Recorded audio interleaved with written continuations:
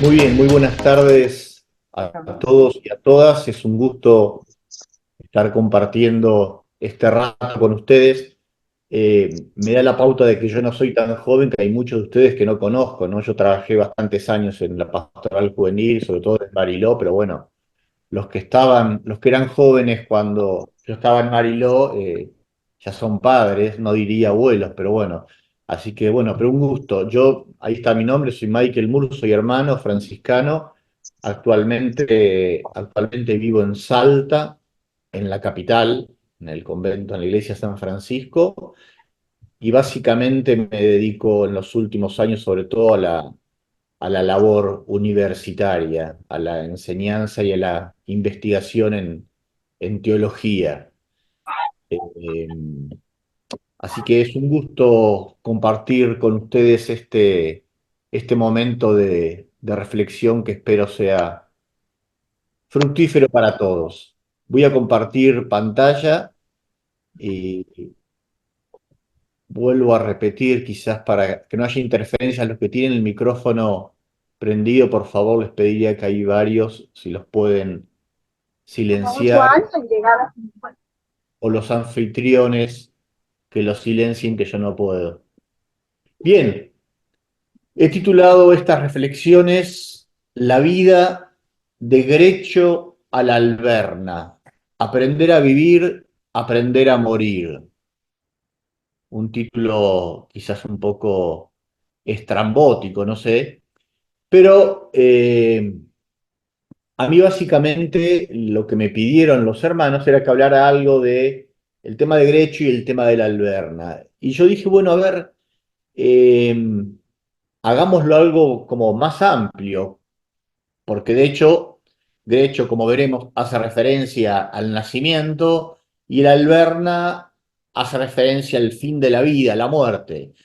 Entonces, intentemos hacer un planteamiento de estas cuestiones, así como el horizonte en el cual se desenvuelve la vida desde los orígenes hasta el fin.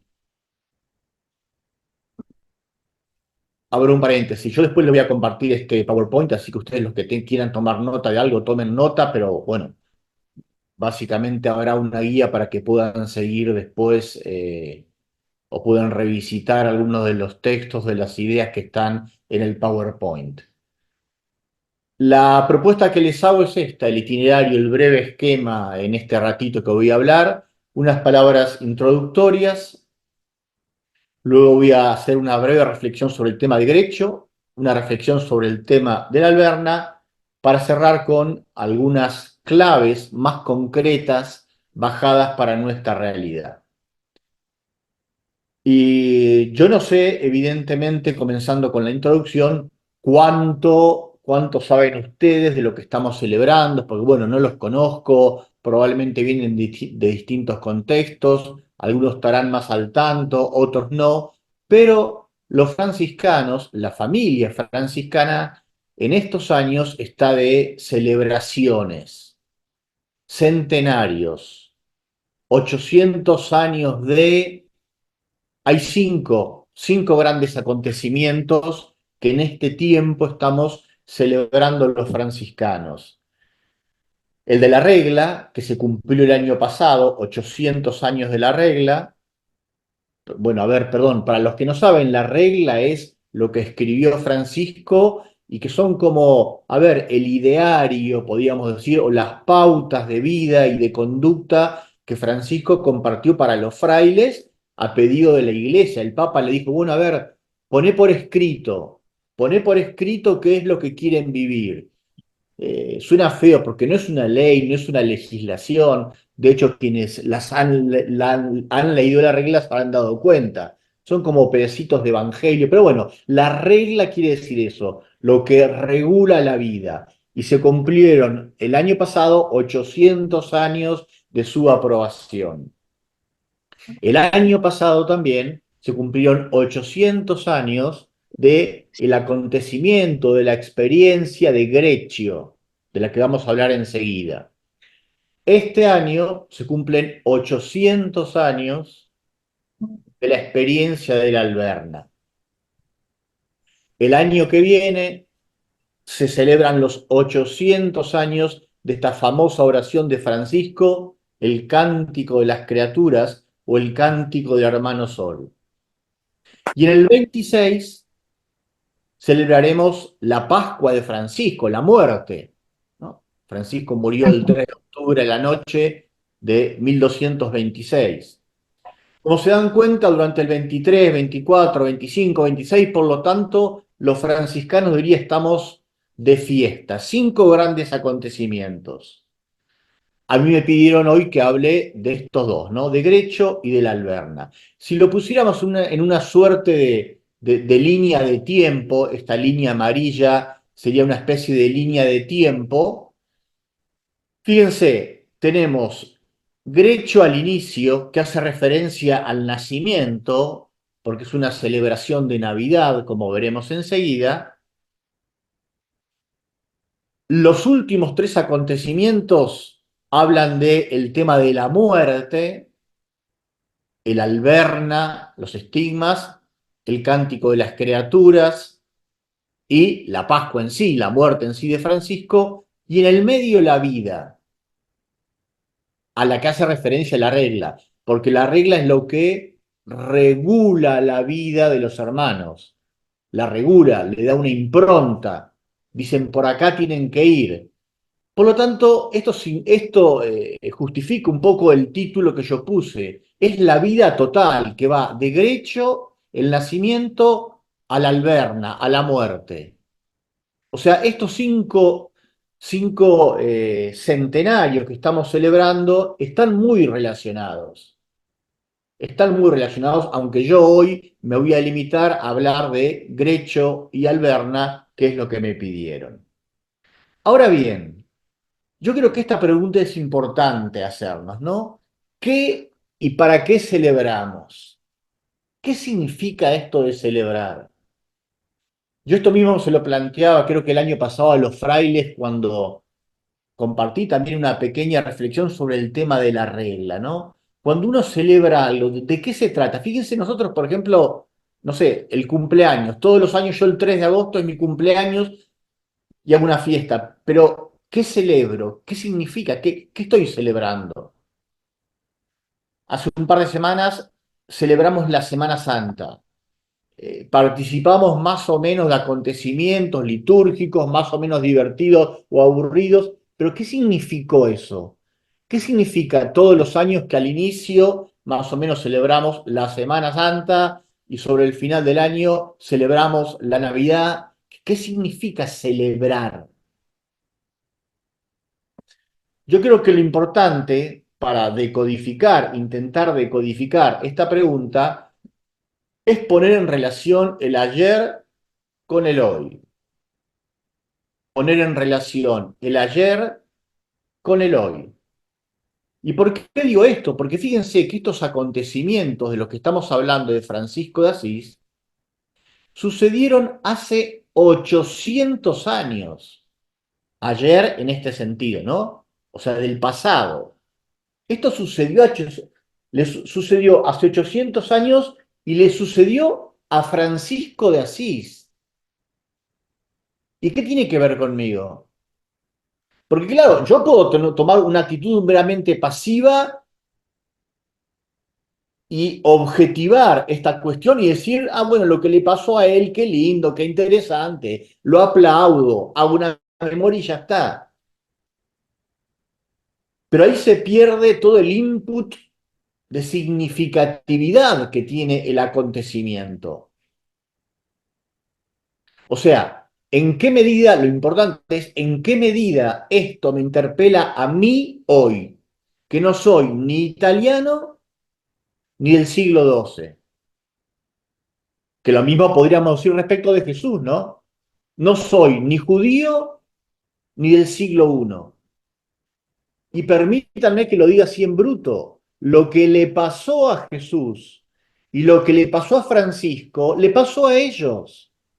No me pasó a mí. Y yo no estoy llamado a repetir miméticamente lo mismo.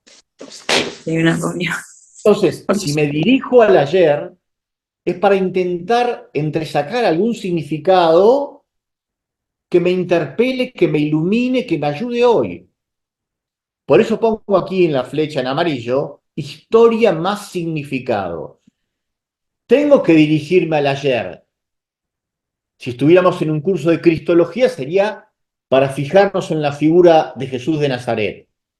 Como estamos en una reflexión franciscana, nos focalizamos en la figura de Francisco. Pero vamos al ayer para volver al hoy, no para quedarnos en el ayer. No vamos a hacer arqueología. Acá no interesa hacer arqueología, entre comillas, ¿no? O sea, ir a socavar el pasado para quedarnos ahí. Entonces, esto es lo que intentaré yo compartir, ¿no? Primero, decir algo de lo que sucedió, de lo que podemos saber o presuponer que sucedió en Grecho y la Alberna, para sacar consecuencias para el hoy. De un modo especial, porque un grupo de ustedes, dentro de unos meses, van a tener una experiencia de misión, aunque no todos los oyentes, ¿no? Bien, esta es la cuestión, preguntarnos qué es lo que estamos celebrando, qué significa celebrar, etc. Y una clave para mí, muy importante en esto, la llamé así, desobrenaturalizar.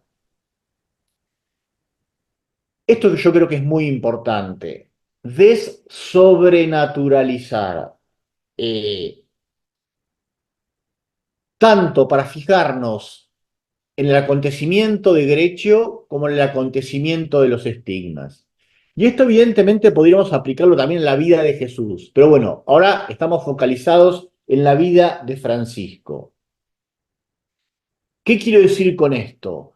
Desempolvar, se me ocurre la palabra, los acontecimientos de todo lo que puede tener un poquitito de mágico, que termina siendo ese acontecimiento como algo solamente bueno para admirar, uy, qué espectacular, pero que a mí no me dice nada. Me adelanto, el tema de los estigmas sobre todo.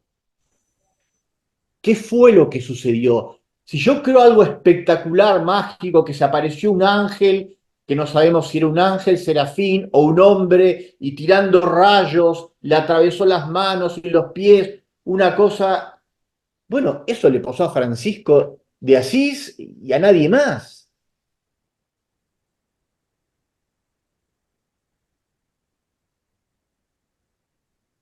Pero ¿qué hay detrás de eso? Primero, ¿qué sucedió históricamente? ¿Qué podemos saber?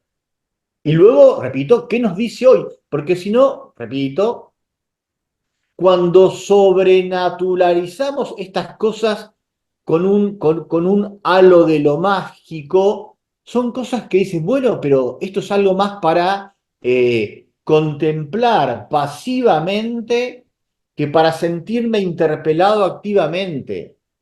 Y esto pasa, por supuesto, muchísimo en los relatos evangélicos, que no es el tema de hoy, ¿no? Pero si yo creo que sucedió históricamente tal y como lo narra el Evangelio de Juan, que que Tomás no creía y por lo tanto dijo, yo si no meto los dedos en la llaga no creo, y que se le apareció Jesús con los agujeros y Tomás metió la mano y entonces empezó a creer, estos son relatos teologizados con un mensaje de fe, pero no tenemos por qué aceptar que sucedieron las cosas tal cual están narradas de un modo, a ver, cronológico exacto, porque no son historias positivas, sino interpretadas. Pero claro, pues yo digo, a mí nunca, yo que tengo dudas de fe igual que ustedes, a mí nunca se me apareció Jesús, ni se me va a aparecer el día que se me aparezca, que yo diga que se me apareció, internme en un psiquiátrico, por favor, que quede grabado esto. A mí nunca se me apareció Jesús y me digo, Michael, deja de dudar, mirá, soy yo, ven y sígueme. Entonces, desempolvar los acontecimientos, y me estoy refiriendo a Grecho y a la Alberna, de todo ese halo a veces de sobrenaturalismo mágico que lo alejan de nuestra realidad. Ahora, el problema de sobrenaturalizar se presenta sobre todo a partir de la cuestión de las fuentes. Permítame una digresión rápida. Nosotros para estudiar a una persona o un acontecimiento histórico, no sé si hay algún historiador acá, pero necesitamos fuentes para conocer, ¿no? Evidentemente, si yo quiero estudiar la vida de Diego Armando Maradona, es bastante fácil. ¿Por qué? Porque es un sujeto que muchos conocimos, hay fotos, hay videos, hay gente viva que compartió con él y nos puede hablar. O sea, tenemos muchas fuentes para saber quién fue Diego Armando Maradona. Y algunos dirán, como Juanzo fue un dios, y otros diremos, bueno, no fue tanto un dios, en fin. Pero digo, tenemos mucho material, mucha fuente para saber quién fue Diego Armando Maradona. Si queremos estudiar quién fue Belgrano hace 200 años, ya el problema de las fuentes es más complicado, porque no tenemos ni fotos de Belgrano, ni grabaciones. Bueno, tenemos algunas cosas que él escribió, tenemos personajes contemporáneos que escribieron. Bueno, estos dos ejemplos sencillos para que se den cuenta del problema de las fuentes. Ahora, cuando queremos estudiar a Francisco de Asís, alguien que vivió hace 800 años, el problema de las fuentes se complica. Y con Jesús de Nazaret mucho más, porque Jesús no escribió nada. Pero bueno, pero el problema, digo, de las fuentes, cuando queremos acercarnos a la cuestión de Grecho y al Alberna, es que Francisco de Asís nunca habló de estos dos acontecimientos. Es verdad que Francisco de Asís escribió muy poco, ¿no? La regla, algunas cartas, algunas oraciones, algunos avisos espirituales, escribió muy poquitito Francisco de Asís. Y el testamento, que es un texto muy importante, porque Francisco ahí cuenta un poco cómo fue la historia de su vocación y ciertos acontecimientos fundantes. Y acá, en el testamento, Francisco no hace, por supuesto, referencia a lo de derecho, pero no hace referencia tampoco al tema de los estigmas. Esto es importante, que parece un hecho extraordinario, ¿no? Y casi único la cuestión de los estigmas.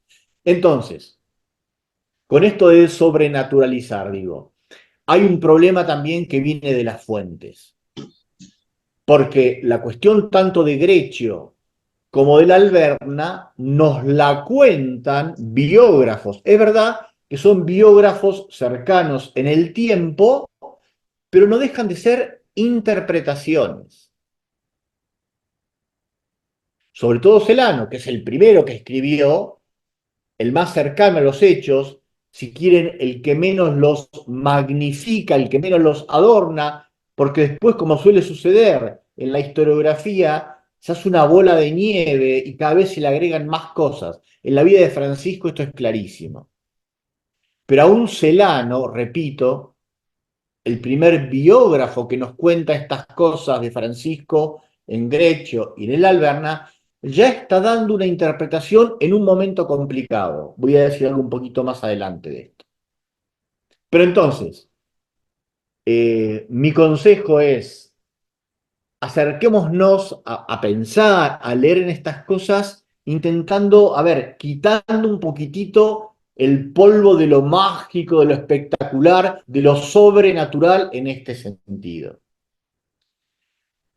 Ahora bien, para contextualizar Grecho y Alberna, a mí me gusta mucho recurrir, lo hago en muchos ambientes, a esta oración de Francisco que está atestiguada en las consideraciones sobre las llagas, en el número 3. Seguramente ustedes la escucharon porque han escuchado esa cancioncita que se ha hecho después, donde lo esencial es esto, la pregunta ¿quién eres tú y quién soy yo? ¿No? Eh, es muy interesante. Después Francisco como que intenta una respuesta a quién eres tú y quién soy yo, pero yo me quedo en esto, solamente en la pregunta.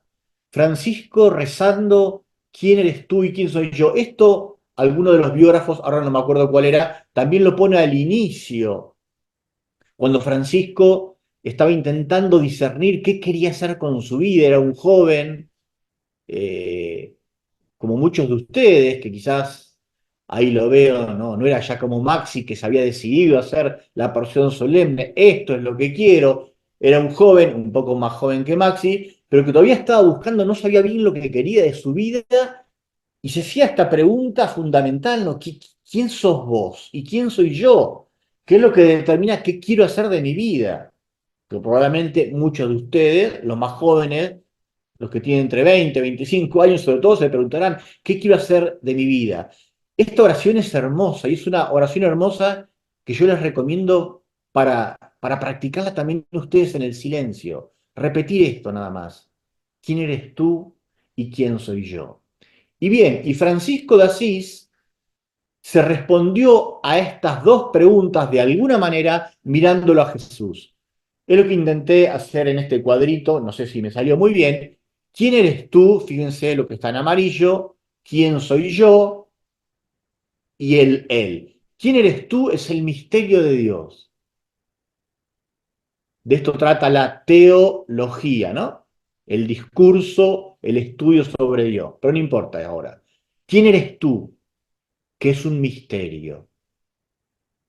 Del otro lado, la flecha, ¿quién soy yo? El misterio del hombre, lo que estudia la antropología, las diversas antropologías. ¿No? Una pregunta que va y viene, tú y yo. Bien, Francisco de Asís encontró cierta respuesta, a ver, encontró algo de luz a la pregunta sobre estos dos misterios, algo de luz, no total, en la vida de Jesús de Nazaret, en el misterio de Jesucristo. Estas preguntas que se condicionan mutuamente alcanzan cierta respuesta en el misterio de Jesucristo. Francisco, repito, descubre quién es Dios contemplándolo en la figura de Jesús. Básicamente descubre que Dios es un padre y una madre buenos. Y no el pantocrator propio del medioevo, el Dios todopoderoso que juzga, que está allá arriba sentado en un trono de rey. Dios es ante todo un padre y una madre. ¿Y quién soy yo? Soy un hijo y un hermano. Esto es lo que descubre Francisco, la fraternidad. No inventa nada, no inventa nada. Recupera la esencia del Evangelio. Pero ¿cómo lo hace? Contemplando la figura de Jesucristo. Por eso podríamos decir que la intuición vectora, es decir, aquello que marca, que señala todo el camino, toda la vocación, el sentido de la vida de Francisco y lo que él ofrece a la fraternidad franciscana, parte de la recuperación de ese hombre concreto, que fue Jesús de Nazaret. Real, la humanidad real, de ese hombre, de ese judío pobre, Galileo, marginal, que vivió predicando, que fue perseguido, que fue asesinado y que luego fue experimentado vivo.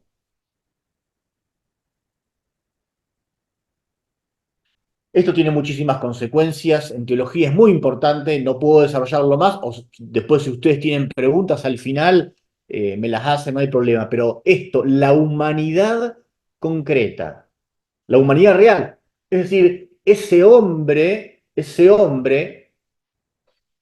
del que nos narran los evangelios su vida, aun cuando los evangelios también ya sean interpretaciones, pero ese hombre concreto. Bien, y de ese hombre concreto, Francisco de Asís, podríamos decir, se enamorará de lo que es Jesús o de lo que es Dios en Jesús sobre todo en su nacimiento y en su muerte. Y Grecho y el Alberna hacen precisamente referencia a esto. Grecho y el Alberna hacen referencia precisamente al nacimiento de este hombre, Jesús de Nazaret, y a la muerte de este hombre, Jesús de Nazaret. Un hombre que nace y que muere y que vive de determinada manera. Grecho en primer lugar entonces. Algunas consideraciones. Voy a leer simplemente lo que les decía, la narración del primer biógrafo, lo más cercano. Esto significa primera de Celano, del 84 al 87. Porque como les decía hace un momento, luego van a contar este mismo acontecimiento otros biógrafos. Si ustedes tienen ganas y tiempo, esto es más para especialistas, lean y comparen cómo narran los otros biógrafos el acontecimiento de Grecho y van a ver cómo le agregan más cositas, cambian cuestiones que terminan cambiando un poco el significado. Pero esta es la primera narración que tenemos del acontecimiento pocos años después de sucedido. La suprema aspiración de Francisco, su más vivo deseo y su más elevado propósito era observar en todo y siempre el Santo Evangelio y seguir la doctrina de nuestro Señor Jesucristo y sus pasos con suma atención, con todo cuidado, con todo el anhelo de su mente, con todo el fervor de su corazón. En asidua meditación recordaba sus palabras y con agudísima consideración repasaba sus obras. Tenía tan presente en su memoria la humildad de la encarnación y la caridad de la pasión que difícilmente quería pensar en otra cosa. Deseo celebrar la memoria del niño que nació en Belén y quiero contemplar de alguna manera con mis ojos lo que sufrió en su invalidez de niño, cómo fue reclinado en el pesebre y cómo fue colocado sobre heno entre el buey y el asno. Se prepara el pesebre, se trae el heno y se colocan el buey y el asno. Allí la simplicidad recibe honor, la pobreza es ensalzada, se valora la humildad y Grecio se convierte en una nueva Belén. El Santo de Dios está de pie ante el pesebre, desbordándose en suspiros, traspasado de piedad, derretido en inefable gozo. Se celebra el rito solemne de la misa sobre el pesebre. Y el sacerdote goza de singular consolación. Se multiplicaban allí los dones del Omnipotente, un varón virtuoso tiene una admirable visión. Había un niño que exánime estaba recostado en el pesebre. Se acerca el Santo de Dios y lo despierta como de un sopor de sueño. No carece esta visión de sentido, puesto que el niño Jesús, sepultado en el olvido en muchos corazones, resucitó por su gracia, por medio de su siervo Francisco, y su imagen quedó grabada en los corazones enamorados. Terminada la solemne vigilia, todos retornaron a su casa colmados de alegría. Miren un momento las palabras que yo subrayé con negrita, con rojo, con celeste.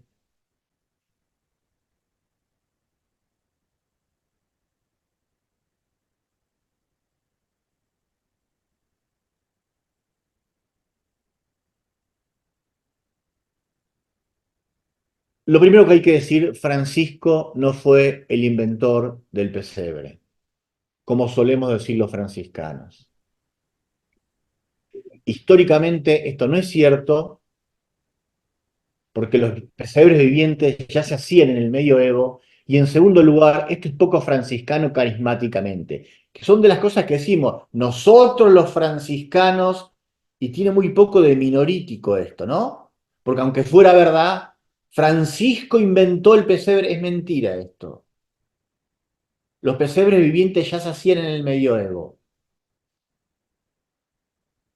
Si quiere algo más documentado, después le puedo pasar el link de un video en YouTube de un fraile, está en italiano, pero que explica todo esto. Pero créanme, Francisco no fue el inventor del pesebre, como seguimos diciendo los frailes. Segundo, acá en Grecio, Francisco no hizo un pesebre viviente. Se darán cuenta que lo que hay es, fíjense, hay un pesebre, buey y asno. ¿Quién falta? Falta el niño Jesús, falta María, falta José, falta todo lo más importante. Lo que hace Francisco es celebrar una Eucaristía encima del pesebre. O sea, cuando digo el pesebre acá, pensemos sobre todo la cunita, ¿no? La cuna que solemos poner, la cuna que en realidad era la caja con pasto, con heno, donde comían los animales. Ahí arriba Francisco hace celebrar la Eucaristía, que en esa época era algo sumamente difícil, porque no se podía hacer. Supuestamente dicen, bueno, Francisco tenía un permiso especial con altares móviles para celebrar la misa en lugares que no fuera la iglesia, pero bueno, esto es anecdótico, no nos interesa. Lo que sí nos interesa es que acá, lo genial de Francisco no es que hace una representación viviente como hacemos en las iglesias nosotros, que está muy bien.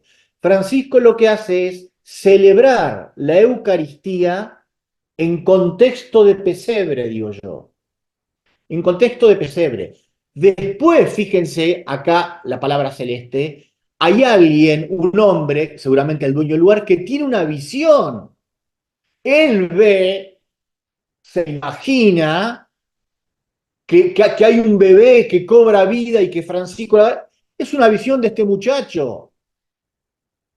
Nada, una visión de él. Acá no es que hay un bebé que tuvo y lo agarró Francisco. Históricamente, repito entonces, históricamente lo que sucede es que Francisco celebra una Eucaristía en época de Navidad en contexto de pesebre. Y lo que sí es verdad es esto que yo pongo en rojo al final. Jesús sepultado en el olvido en muchos corazones, resucitó por su gracia por medio. Esto es la histórica, esto es la verdad que está dentro de la mentira. A ver, dentro del relato. Pero nosotros nos quedamos muchas veces con lo mágico, un milagro. Había un bebé y empezó a hablar, se hizo caca, se hizo pis y sonrió y bendijo. No, no hay nada de eso. Pero lo que sí es verdad, que gracias a esto el niño toma vida, pero no toma vida porque era un muñeco de cerámica y empezó a mover las manitos. No es eso. Lo que está queriendo decir es que este Jesús, sobre todo el Jesús pobre, olvidado, desamparado, que estaba olvidado en el corazón de muchos contemporáneos, adquiere vida. Pero no que el muñeco toma, ¿eh? Nosotros nos quedamos muchas veces con eso, con lo espectacular.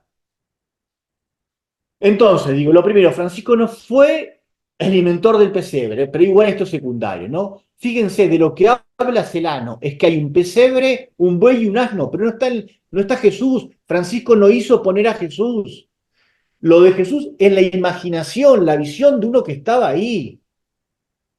Hay, lo que cuenta Celano es que hay un pesebre, un buey, un asno y un altar. Por lo tanto, lo que hace Francisco es celebrar la misa, que la celebraba el sacerdote, yo diría en contexto de pesebre. Por lo tanto, esta es la cuestión interesante. ¿Qué tienen en común la Navidad con la Eucaristía? Esta es la intuición genial de Francisco. Y digo intuición sobre todo porque ustedes saben, Francisco no era teólogo, como después lo serán Buenaventura, Escoto, Occam, que podrán escribir libros sobre esto. Pero Francisco capta intuitivamente, con naturalmente, y pone en relación el misterio de la encarnación y de la Navidad con el misterio de la Eucaristía. Esto yo creo que queda bien explicitado en algo que sí corresponde a la letra de Francisco en la admonición primera. los avisos espirituales o admoniciones. Esto sí es de Francisco. Acá no es Celano el biógrafo. Es Francisco el que dice, dos versículos. Ved que diariamente se humilla como cuando desde el trono real descendió al seno de la Virgen.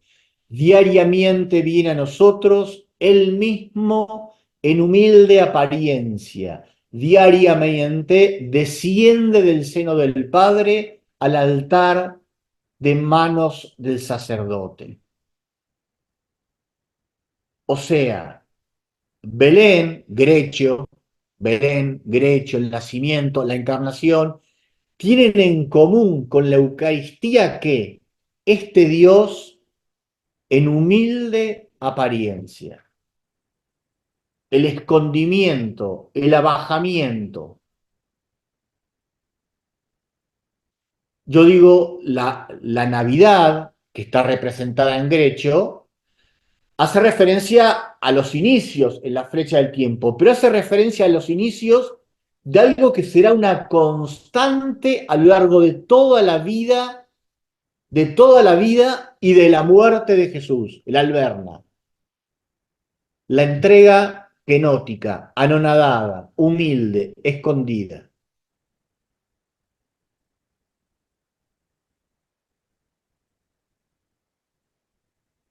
Una entrega, esta palabra entrega, que es central en la vida de Jesús de Nazaret y Francisco, que podremos caracterizarla así, poniendo en rojo algunas de las palabras importantes de nuestra espiritualidad. Es una entrega a favor de los demás, de la fraternidad. Es una entrega que se hace de un modo humilde, de bajo perfil, diríamos hoy, desde la actitud del servicio, la minoridad. Es una entrega incondicional, que no pide nada, nada de ustedes retengan para ustedes mismos, etcétera. Entrega incondicional, no pide nada a cambio. Es una entrega desinteresada en la libertad. Es una entrega que no retiene nada para sí, desapropiada, pobreza. En fin, podríamos poner otras palabras. A mí se me ocurren estas, pero sin duda lo que está en rojo son notas distintivas de la espiritualidad franciscana. Por lo tanto, cerrando, Grecio, cuando decimos Grecio, no estamos hablando del milagro de un pisebre de nada. Lo que Francisco hizo y la genialidad de Francisco fue que quiso celebrar la misa de Navidad, quiso celebrar la Eucaristía y la unió a la cuestión del pesebre. O sea, puso un pesebre, probablemente había un par de animales, puso un pesebre, una caja, y ahí arriba el altar, y ahí celebró la Eucaristía. Porque lo que está en el fondo es captar esto, este Dios que se abaja y se esconde en la carne de un niño impotente, débil, pobre, frágil, vulnerable, análogo al esconderse de Dios en la forma del pan, la Eucaristía, el escondimiento, el silencio, la pequeñez. Esto es importante porque lo recuperaremos en las claves. Segundo momento, el alberna. Volvamos también a la lectura de lo que dice Celano. Celano lo narra del número 94 al 96, pero yo solamente acá les pongo el número 94. Los que tienen los escritos, después si quieren pueden leerlo todo. Fíjense el título, visión de un hombre, no Jesús, un hombre en figura de serafín crucificado. Durante su permanencia en el eremitorio, que por el lugar en que está toma el nombre de Alberna, 2 años antes de partir para el cielo, 1224, tuvo Francisco una visión. Francisco tuvo una visión. Vio a un hombre que estaba sobre él. Digo hombre porque otros dirán un ángel, un serafín, Jesús mismo crucificado. Fíjense la ambigüedad de esto. Vio a un hombre que estaba sobre él, tenía 6 alas, las manos extendidas y los pies juntos. Y aparecía clavado en una cruz. 2 alas se alzaban sobre su cabeza, otras 2 se desplegaban para volar y con las otras 2 cubría todo su cuerpo. Ante esta contemplación, el bienaventurado siervo del Altísimo permanecía absorto en admiración, pero sin llegar a descifrar el significado de la visión. No entendía. Se sentía envuelto en la mirada benigna y benévola de aquel serafín de inestimable belleza, y esto le producía un inmenso gozo y una alegría gozosa. Pero al mismo tiempo le aterraba sobremanera el verlo clavado en la cruz y la acervidad de su pasión. Se levantó, por así decirlo, triste y alegre a un tiempo, alternándose en él sentimientos de fruición y pesadumbre. Cavilaba con interés, pensaba sobre el alcance de la visión y su espíritu estaba muy acongojado, queriendo averiguar su sentido, mas no sacando nada en claro. Y cuando su corazón se sentía más preocupado por la novedad de la visión, comenzaron a aparecer en sus manos y en sus pies las señales de los clavos, al modo que poco antes los había visto en el hombre crucificado que estaba sobre sí.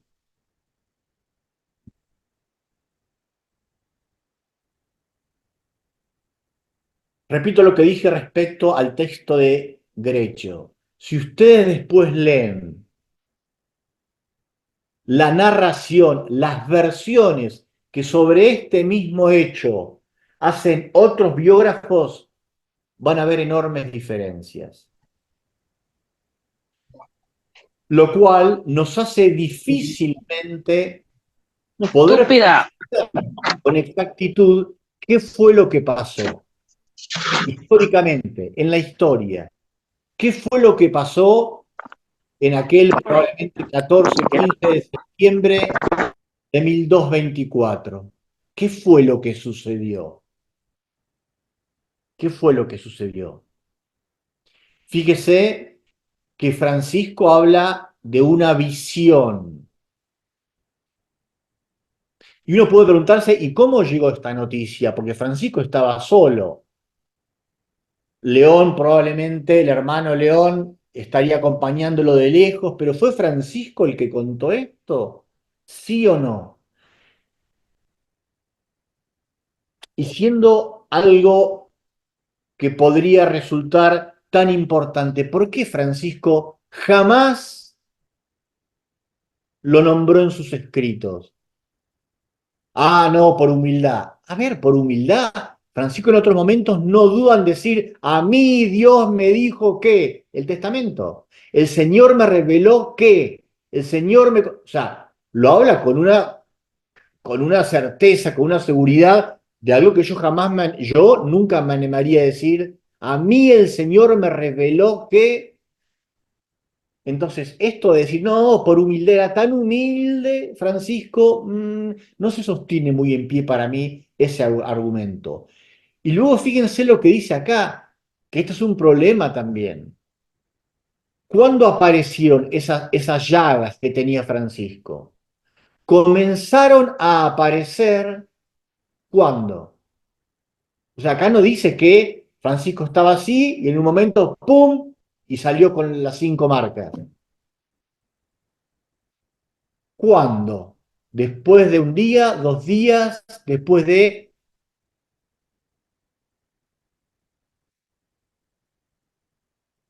Voy a decir algunas cosas respecto a la cuestión de el alberna y los estigmas. Primero, que es verdad, que hay mucho que es difícil de expresar y de comunicar. Esto pasa con las experiencias más hondas, no solo las espirituales. ¿Cómo hacemos para expresar el amor verdadero que sentimos por alguien? Si queremos ponerle palabra. Es inefable, es decir, no se encuentran palabras muchas veces para expresar. Esto quiere decir inefable. El amor de una madre, de un padre, de un hijo, de un amigo. Y si no encuentro palabras, ¿cómo lo comunico? Por lo tanto, acá hay una experiencia también espiritual y mística de Francisco, que bueno, que probablemente lo que le haya sucedido a Francisco ese día ahí en el Alberna, difícilmente le habrá costado mucho compartirlo y comunicarlo. Ahora, esto que decía, no acudamos a decir, ah, no, porque era tan humilde, como después van a decir los biógrafos, ¿no? Francisco tenía las llagas, pero las escondía. Y nadie prácticamente las vio en vida, solamente después de muerto. Digo, Francisco en otros momentos parece muy seguro, no soberbio, pero muy seguro de decir, Dios me dijo que, Dios me reveló que. Acá podría haber dicho, Dios me concedió el privilegio de tener las mismas marcas que tuvo su hijo. Y sobre todo, ¿saben por qué? Porque esto es muy importante. Eh, en el momento que vive Francisco, que son los 2 últimos años de su vida, está en un momento de profunda crisis Francisco de Asís. Lo que se conoce como el proceso, la crisis de institucionalización de la orden. Que dicho muy sencillo, en los últimos años de Francisco, digamos que, a ver, la historia vocacional de Francisco dura más o menos 20 años. Y los últimos 5, 6, 7 años para Francisco fueron muy complicados. ¿Por qué? Porque la orden se empezó a llenar de gente, eran muchos, eran difíciles de gobernar, entraba gente que tenía mucha plata y quería privilegio, entraban teólogos que querían dedicarse a otra cosa, ya querían hacer grandes conventos, le gustaba el poder, ocupar cargos, en fin, la intuición original de Francisco de ser una fraternidad minorítica se le iba de las manos y muchos a Francisco le decían, bueno, está bien, vos ya no sos tan importante. Y lo hacían a un lado. Esto fue terrible, ¿no? Estoy trivializando algo sumamente complejo, pero doloroso. Entonces, por lo tanto, ¿por qué digo esto? Porque si Francisco podría haber dicho a todos los que ponían en duda su autoridad, miren, no tengo autoridad, los estigmas las llagas, son la confirmación de que yo tenía razón. No lo diría nunca así Francisco, por supuesto, no, pero de alguna manera los estigmas serían la confirmación de que el ideal primitivo que él había propuesto 20 años atrás era lo que Dios quería. ¿Eh? Estaban en un contexto de crisis, de la fraternidad primitiva. Y acá podemos asociarlo mucho a Getsemaní, ¿no? Jesús en el huerto de los olivos. Yo creo que esto, el Alberna, sea lo que fuere, implican el camino o el punto, mejor dicho, más álgido, más profundo de la kénosis, del abajamiento, del descendimiento. Tocar fondo, tocar fondo. El tocar fondo de Francisco en medio de su crisis, que encuentra el paralelo, el tocar a fondo de Jesús en el fracaso de la cruz. Solo, abandonado, contrariado, puesto en cuestión, etc.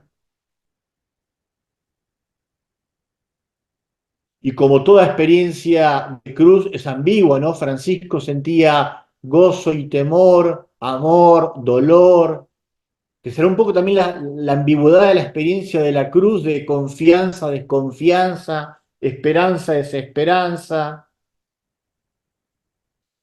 Pero sin duda, creo yo,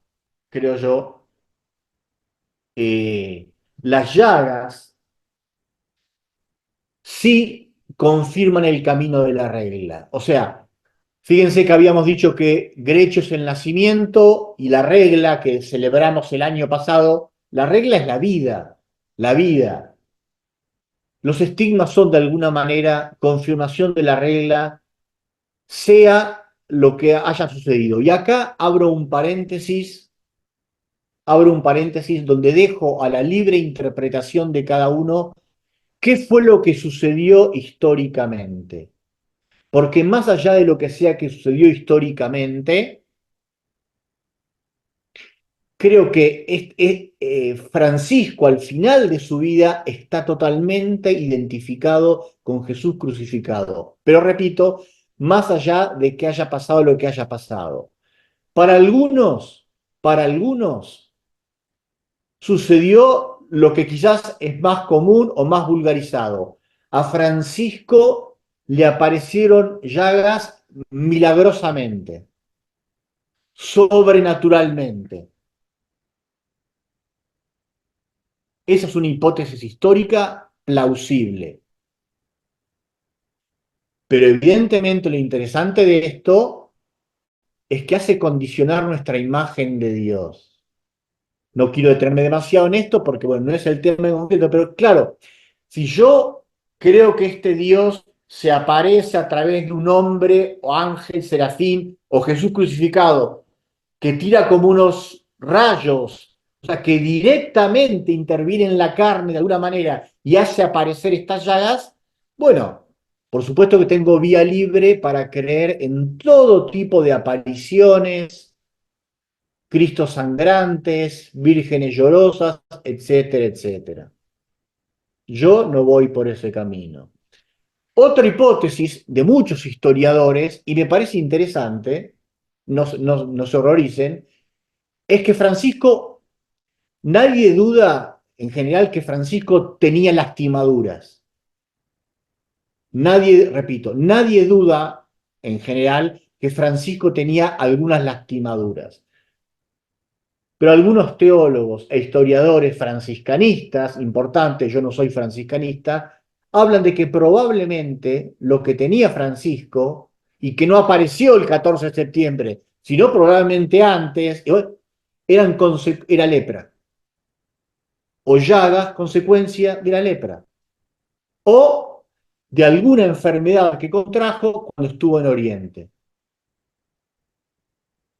Esto históricamente es plausible. Repito para sintetizar este paréntesis, pero que es importante. Que yo sepa, nadie pone en duda que en el cadáver, antes no sé, pero en el cadáver de Francisco, mucha gente vio que tenía lastimaduras.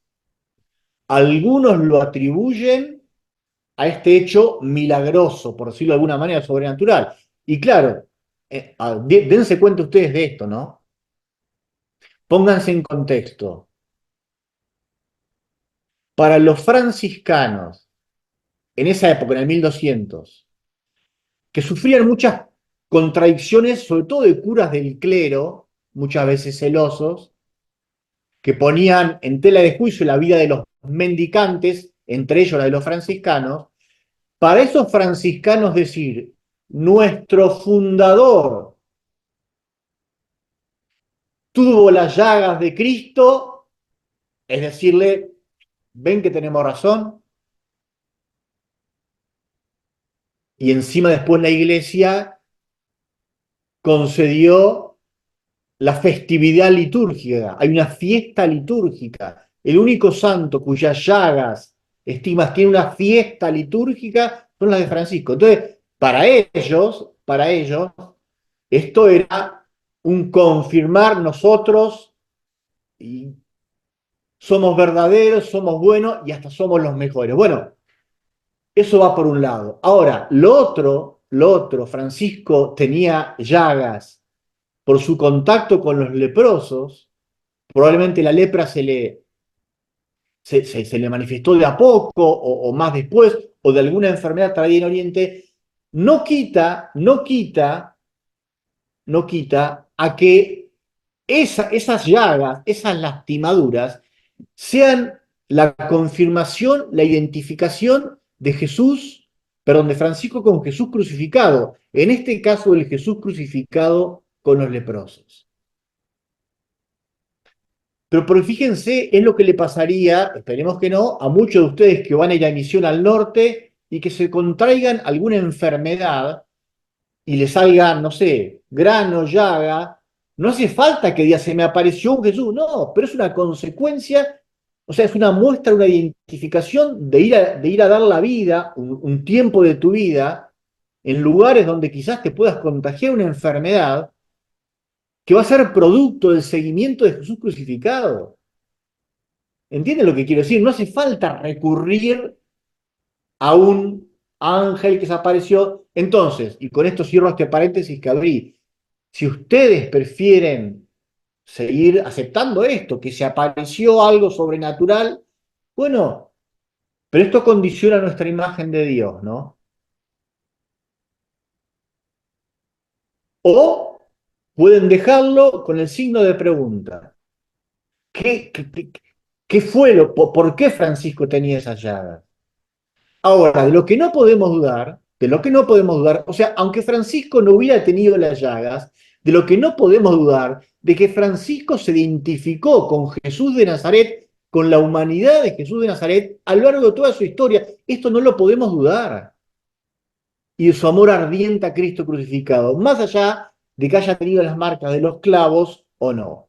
¿No? Esto es la identificación en la carne de Francisco con Jesús pobre y crucificado. Estaba identificado carismáticamente, a ver, internamente, si quieren llamarlo. Y después de la alberna surgirán dos de las oraciones más bellas de Francisco, que ahora no podemos comentar, pero las alabanzas al Dios Altísimo, cuyo autógrafo se conserva todavía en Asís, ¿no? Y que lo tenía el hermano León, que es bellísimo, porque es, fíjense, la pregunta esta que Francisco se hacía, ¿quién eres tú y quién soy yo? Como que después de los estigmas adquiere alguna respuesta e intenta decir quién es Dios. Y cuando intenta decir quién es Dios, no puede.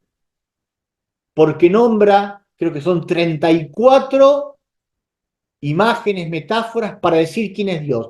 Tú eres esto, tú eres esto, tú eres. No da una definición de Dios. Sigue siendo misterio para Francisco, pero exulta en gozo en alabanzas, las alabanzas al Dios Altísimo, y después de los estigmas dice, sos esto, balbucea, un misterio que siempre es indefinible, que no se le puede poner límite.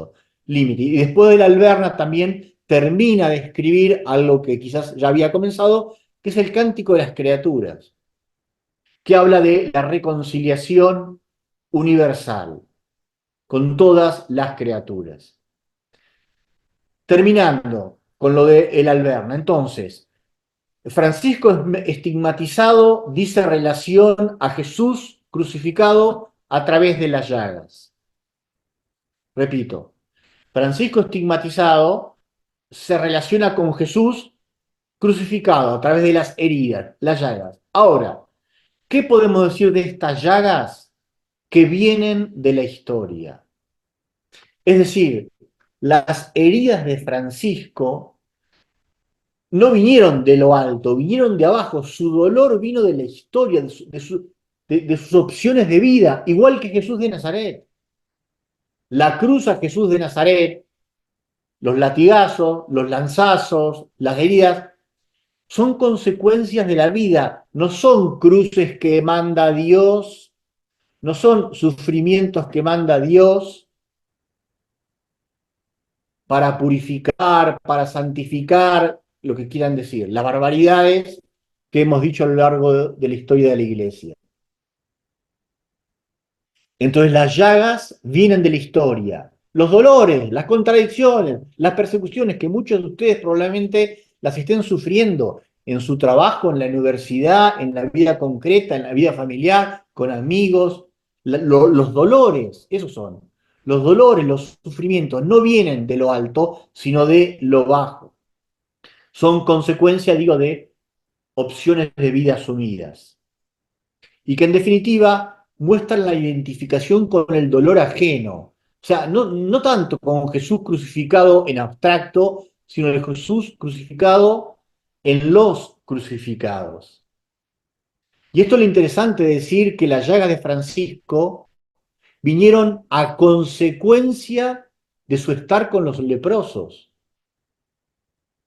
Se identificó con los leprosos, compartió la vida y de ahí le vinieron llagas. Por otra parte, estas llagas, estas heridas, tenemos que leerlas en clave pascual, como voy a decir al final, porque es muerte que produce vida, resurrección. En Francisco, alabanza, no es solo llaga, es llaga de la que surge vida. Es una llaga que creo que invita a abrazar las fragilidades, algo siempre tan importante, ¿no? La fragilidad propia y ajena. Abrazar las llagas es un abrazar nuestros límites, nuestras caducidades, nuestras contradicciones. Y lo último diría, también es una invitación a perdonar a los que nos están hiriendo. En Jesús será, en medio de la cruz, el grito, Padre, perdónalos, porque no saben lo que hacen. Y en Francisco será la reconciliación que se da, sobre todo después de la experiencia de la Alberna, cantando este cántico de reconciliación y de perdón, que es el cántico de las criaturas, donde Francisco perdona a todos aquellos que lo estaban dejando de lado, que le estaban declarando prescindible.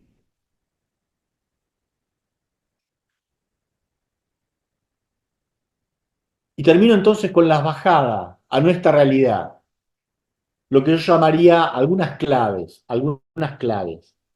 que en definitiva intentan responder a esta pregunta, ¿no? ¿En qué quiero gastar mi vida?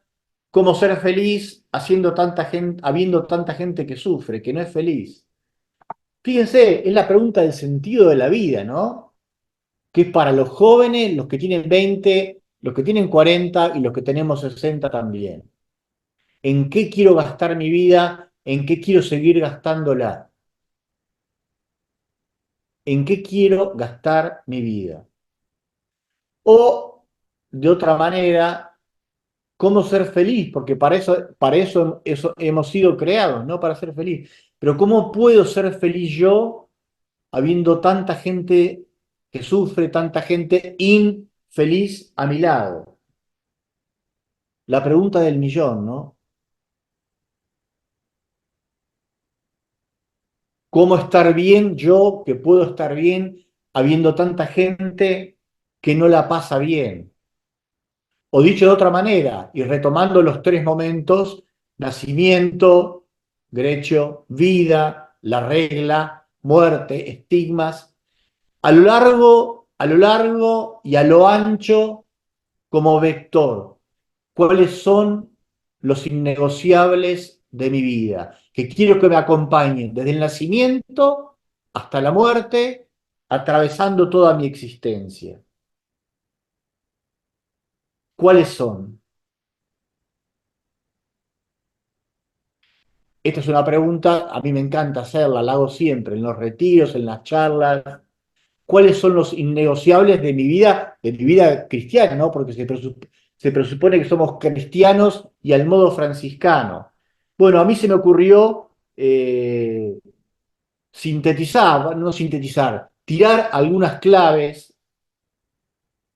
con 7 palabritas. En primer lugar, puse autoconciencia. A ver, ¿qué quiero decir con esto? Hacernos cargo de nuestra vida. Porque, a ver, lo que le pasó a Jesús y lo que le pasó a Francisco le pasó a ellos. Yo me alegro mucho, todo muy lindo. Pero lo que pasó a Jesús, a Francisco, a Pablo, a Santa Teresa, a San Ignacio de Loyola, le pasó a ellos, no me pasó a mí. Y yo no estoy llamado a ser otro Jesús, como horriblemente se decía de Francisco en el medioevo, ¿no? Francisco era el alter Christus, era el otro Cristo. A mí no me gusta nada esto, ¿no? No estamos llamados a ser otro Cristo, ni otro Francisco. Estamos llamados a ser nosotros mismos. Yo no soy ni judío ni del siglo I, ni italiano del siglo XII. Soy argentino del siglo, ¿dónde estamos? Del siglo XXI. Y con mis cosas, mis límites, mis pros, mis contras, mi historia, yo no estoy llamado a repetir miméticamente. Esto es un error. Poder seguir la inspiración, el carisma de Jesús y de ese hombre genial que le pasó a Francisco. Pero yo estoy invitado a hacerme cargo de mi vida, que es una y única. Entonces tengo que tener autoconciencia, aprender a habitar mi historia, mi biografía, a protagonizarla, a saber leerla, gozarla y sufrirla. Entonces, en primer lugar, esto, porque no nos interesa celebrar 800 años, eso ya pasó. Todo esto ya pasó hace 800 años. Si me permiten decirlo, lo importante es el hoy, no el ayer. Y el hoy que me toca a mí. Pero para habitar el hoy que me toca a mí, es muy importante, sí, volver los ojos a Jesús, diría la carta a los hebreos. Fijo los ojos en Jesús, recuperando la humanidad concreta, no la humanidad idealizada, maravillosa, sino de ese hombre que la tuvo que pelear, que tuvo que caminar, que tuvo que hacer historia, la humanización. Recuperar lo humano de Jesús, de Francisco y de cada uno de nosotros. Y cuando recuperamos esa humanidad, descubrir lo que puede ser significativo. Francisco descubrió que la vida tiene sentido desde la minoridad y la fraternidad. La minoridad desde la entrega humilde por abajo y con los demás. Acá están las dos palabras más importantes de la espiritualidad franciscana. Ustedes saben que nuestra orden, la congregación, se llama OFM, ¿no? Orden de Frailes Menores, o sea, orden de fraile quiere decir hermano. Hermanos menores. Estas son las dos palabras que definen el carisma franciscano. Una fraternidad de menores o una fraternidad minorítica. Bueno, Francisco descubrió que la vida tiene sentido, la significatividad desde acá. Esto para mí tiene sentido. Guarda, que es muy fácil decirlo, porque esto es muy lindo. Pero yo les aseguro, los frailes creo que todos pueden sentir que no es tan fácil e idílico, ni vivir en fraternidad, ni querer ser menor. Esto es un ideal de vida. Pero a ver, lo que tenemos que plantearnos es, ¿lo descubrimos como algo que puede dar sentido a mi vida más allá de todos mis límites, de todos mis procesos? ¿Lo quiero asumir? ¿Quiero caminar por acá? ¿Sí o no? Esto es un vector de significatividad de vida según Francisco, que recupera, por supuesto, a Jesús. Si lo hacemos, bueno, animarnos a hacer procesos, ¿no? Esto también es muy importante. Tuvo que hacer procesos Jesús de Nazaret. Diré la carta a los hebreos, tuvo que aprender a ser hijo entre llantos, sufrimientos, y yo agregaría, y entre puteadas. ¿Y por qué? Y preguntar, y ir para atrás, y consultar, aprender a vivir. Toda la vida está transida de esta dialéctica, vida, muerte y resurrección. Toda historia está atravesada por esta dialéctica, vida, muerte y resurrección. Constantemente nacemos, vivimos, morimos a algo, damos luz a nuevos espacios, nueva vida. Entonces, la procesualidad, permitirse, animarse a hacer procesos que también estarán transidos por las apuestas y por las dudas. Y en este camino procesual, aceptar esta clave que está en Grecio, en la Eucaristía y en el Alberna. El tema de la impotencia. Esto para mí también es muy importante, yo lo repito, probablemente me habrán escuchado más de una vez. Potencia viene de poder, ¿no? La cuestión del poder, porque la cuestión del poder, el poder es una de las pasiones más, a ver, más importantes, entre comillas, o más comunes o más universales, que nos atraviesan a todos, el poder. Todos tenemos poder y todos queremos tener más poder. El tema del poder. Y Dios en Jesús se muestra impotente.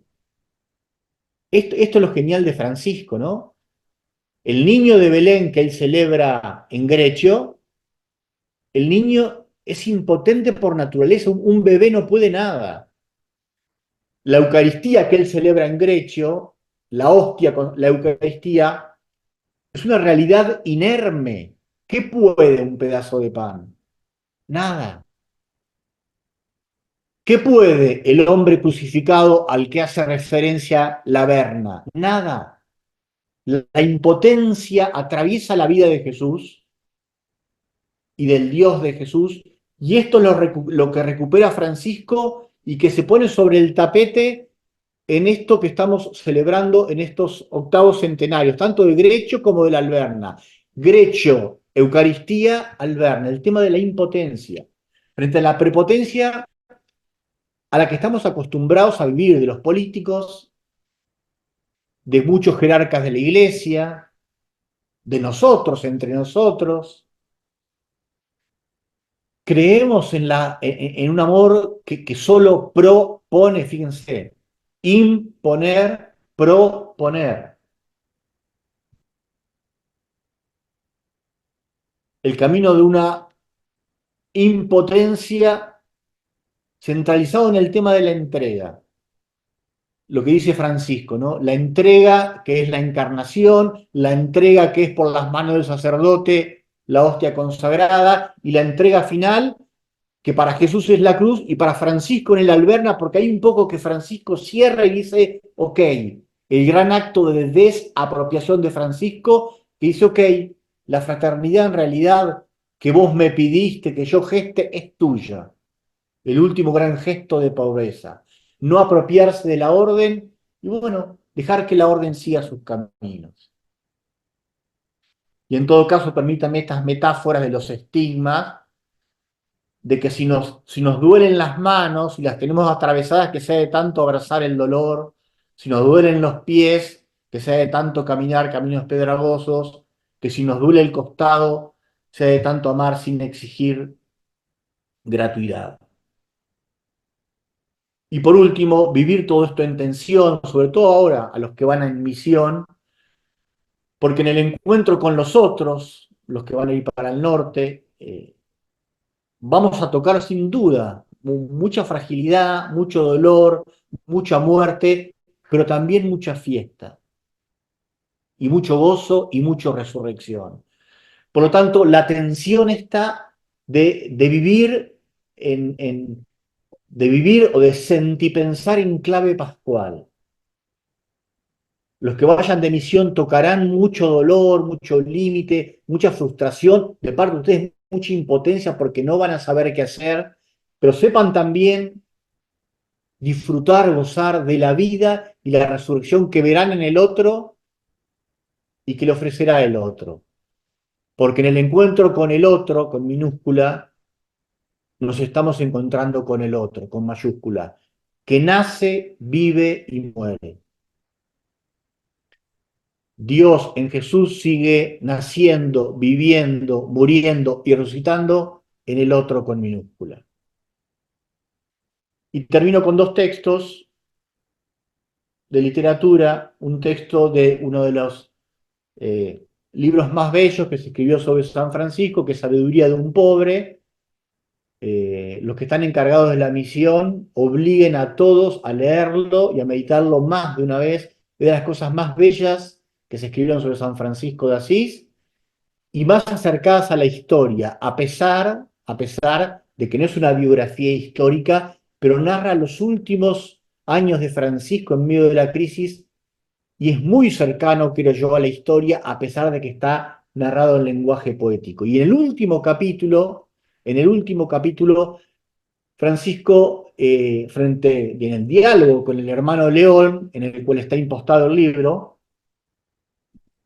habla del tema de evangelizar. El libro termina diciendo, bueno, somos enviados. La misión quiere decir envío, ¿no? Somos enviados. ¿Y enviados a qué? A evangelizar. ¿Y qué es evangelizar? ¿Qué es ir de misión? Por supuesto, no es ir a convertir a nadie, no es ir a llevarle comida, no es ir a sacramentalizar, a desparramar agua bendita, a bautizar, a que se casen los que no están casados, es salir al encuentro con otro. Y fíjense en lo que dice Francisco de un modo poético.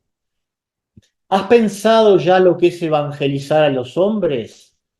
Mira, evangelizar a un hombre es decirle, tú también eres amado de Dios en el Señor Jesús. Y no solo decírselo, sino pensarlo realmente. Y no solo pensarlo, sino portarse con este hombre de tal manera que sienta y descubra que hay en él algo de salvado, algo más grande y más noble de lo que él pensaba y que se despierte así a una nueva conciencia de sí. Eso es anunciarle la buena nueva. Y eso no podemos hacerlo más que ofreciéndole nuestra amistad, una amistad real, desinteresada, sin condescendencia, hecha de confianza y de estima profundas. Es preciso ir hacia los hombres. La tarea es delicada. El mundo de los hombres es un campo inmenso de lucha por la riqueza y el poder, y demasiados sufrimientos y atrocidades les ocultan el rostro de Dios. Es preciso, sobre todo, que al ir hacia ellos no les aparezcamos como una nueva especie de competidores. Debemos ser en medio de ellos testigos pacíficos del Todopoderoso, hombres sin avaricias y sin desprecios, capaces de hacerse realmente sus amigos. Es nuestra amistad lo que ellos esperan, una amistad que les haga sentir que son amados de Dios y salvados en Jesucristo. Apréndanselo de memoria, récenlo mucho los que van a ir de misión.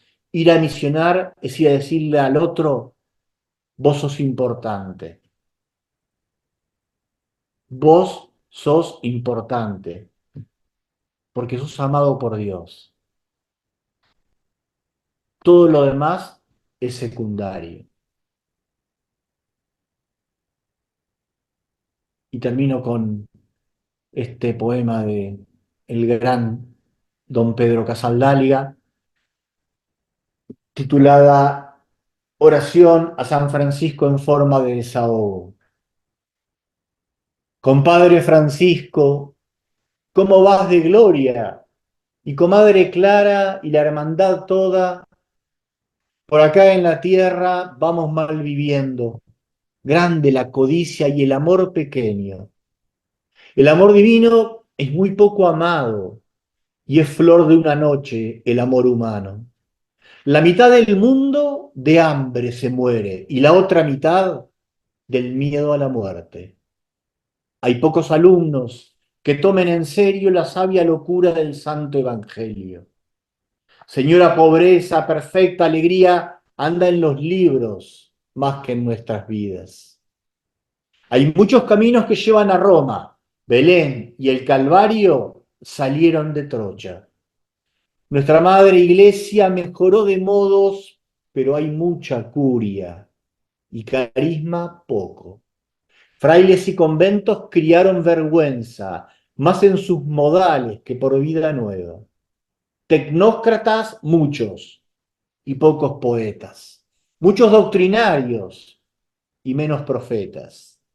Firmas y escritorios, armas y convenios, planean la historia, manejan los pueblos. La madre natura llora poluida, su aire y sus aguas, su cielo y sus minas. Pájaros y flores se mueren de susto, los lobos del pánico ganaron el mundo. Dobló sus pendones la antigua arrogancia, solo lucro y odio riñen sus cruzadas. Pactos y tratados, guerras y más guerras, sangre por petróleo, los imperios truecan. Compadre Francisco, el mundo es tan viejo que habrá que hacer otro para verlo nuevo.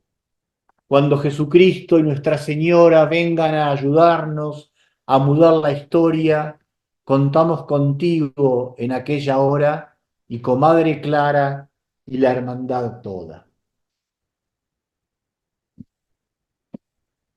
Y les dejo después, si les parece, pueden usarlas o no, tres preguntas para reflexionar, después los que guían, los que están, pueden poner, sacar. A mí se me ocurren a partir de lo que dije esto.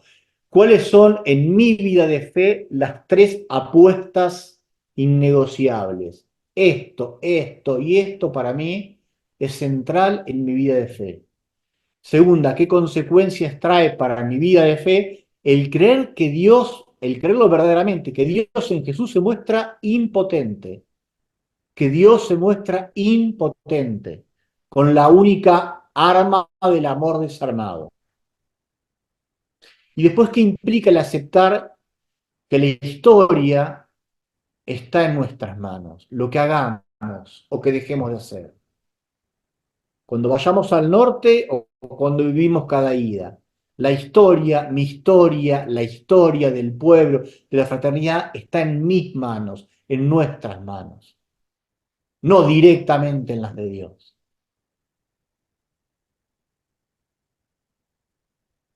Bien, hasta acá lo que tenía para compartir. Eh, Hablé 1 hora y 20, quizás un poco más de lo que pensaba, pero bueno, yo creo que podemos tener unos minutos, si les parece, para algún comentario, eco, aclaración, pregunta.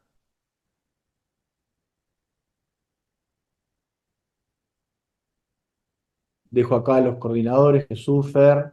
Adelante.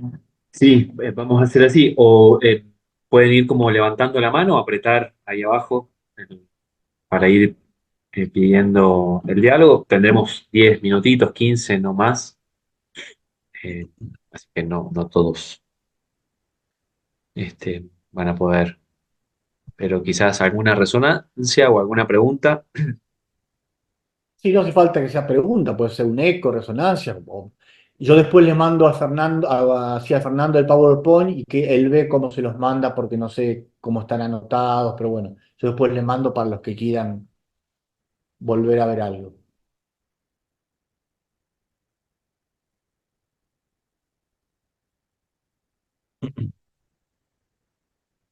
Algo que no se haya entendido, quizás.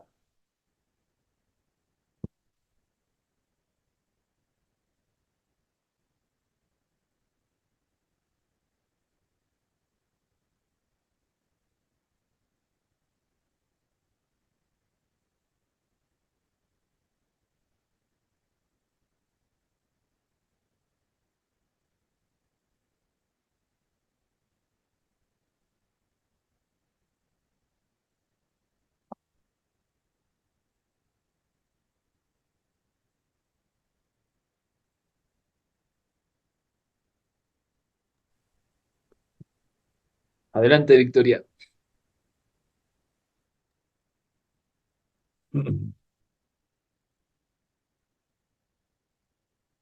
Está muteada, no se te escucha.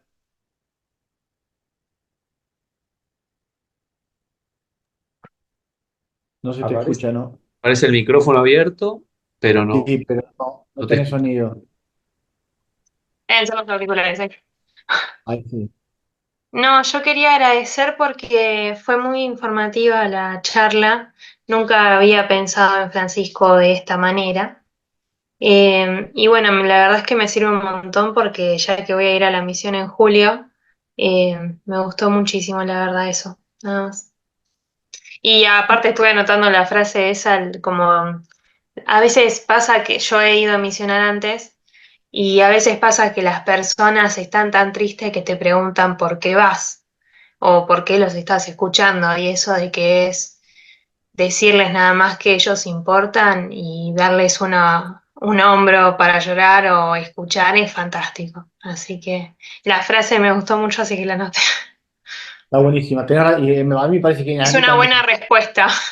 Esto lo leí, el libro este lo leí la primera vez hace muchísimos años y fue una cosa que me quedó. Me parece genial decir al otro, vos sos importante. Por eso estoy. Genial, sí, sí. Ujú. Es tan simple, pero no sé, en ese momento por ahí no se te cruza por la cabeza. Gracias.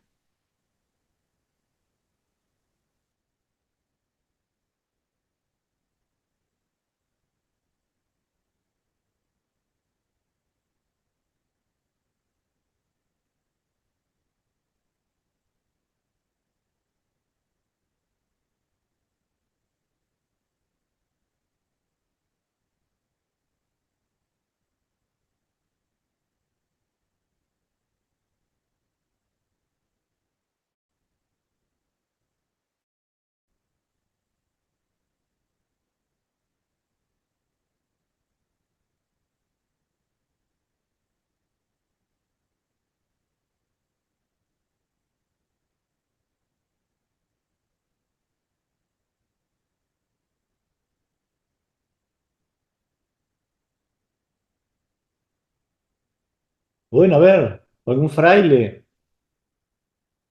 Aporten, si quieren, ¿no?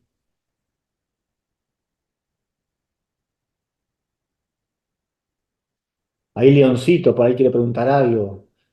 Leoncito que está comiendo. Buen provecho, León.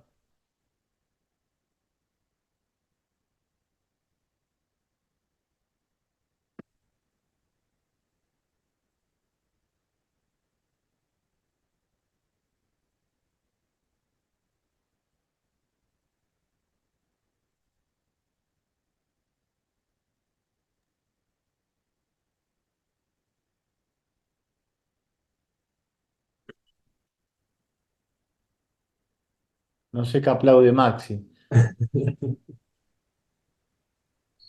No, quería poner la manito, pero te aplaudo igual, ¿eh?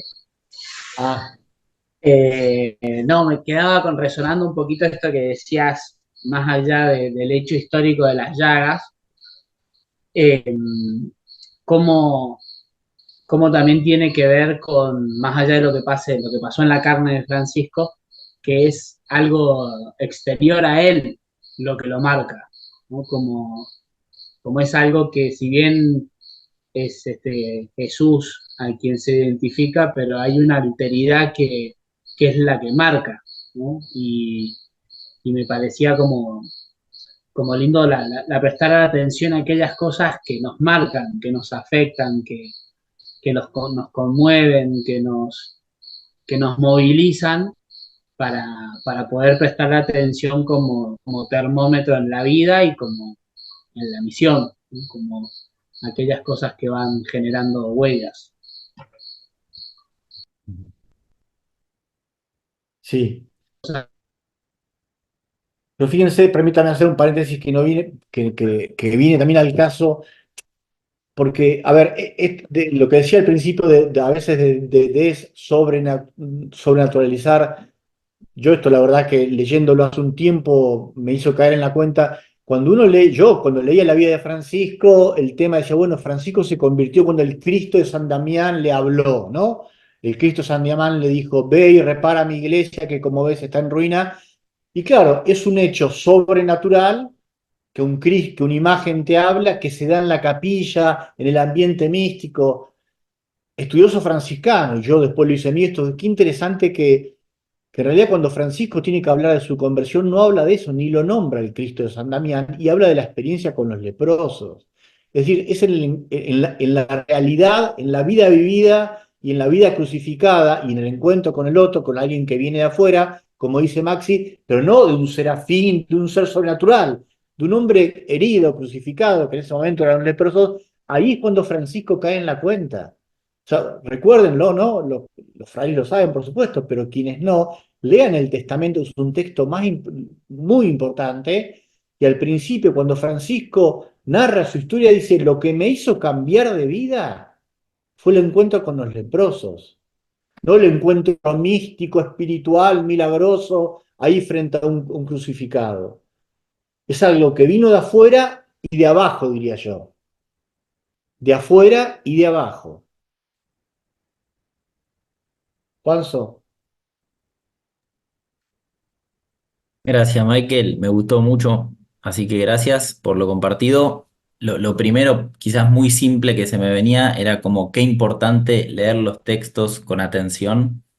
Leíste textos que ya había leído y por tu lectura y por lo que compartiste después, vi y reconocí cosas que no había ni visto ni reconocido. Entonces me queda eso por ahí como primera enseñanza. Y en ese sentido me pareció como muy potente que no haya sido un pesebre viviente, sino una Eucaristía en clave o en contexto de pesebre. Y eso para mí hoy, para nuestro hoy, también me queda la pregunta de las formas en las cuales celebramos y a qué nos animamos cuando celebramos y a qué no, como el deseo de seguir creando celebraciones que signifiquen al Dios en el que creemos. Y después también me quedo con esta pregunta de cómo ser felices habiendo tantos que sufren y que no pueden encontrar esa felicidad así tan fácil como yo al menos. también me parece una pregunta que integra y que me lanza como a querer responderla. Bueno, eso entre varias cosas que me quedan como resonando, así que de nuevo, gracias.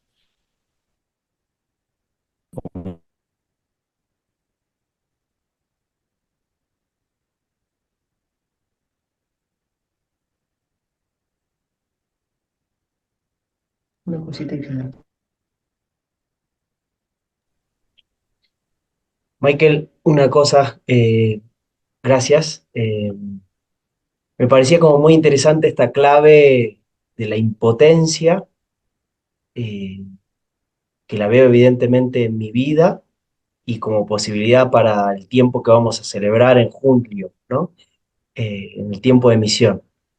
Eh, Como no me siento o no siento esta impotencia como sin sentido, sino que me lanza y me solidariza con Jesús, ¿no?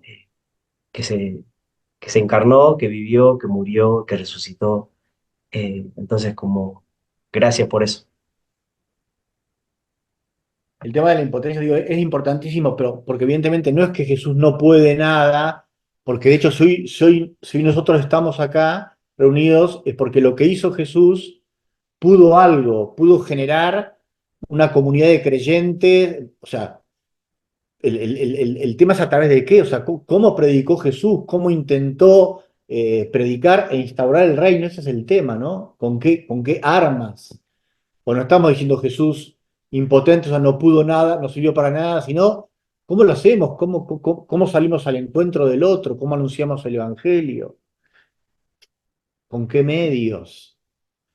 Eh, Porque la iglesia históricamente, en la época de Francisco, la iglesia muchas veces, la manera de propagar el evangelio era imponiéndolo a través de las armas, las cruzadas. Y Francisco fue al sultán para decirle, quizás lo que dice Leclerc, vos sos importante y también sos amado por Dios, por más que seas musulmán.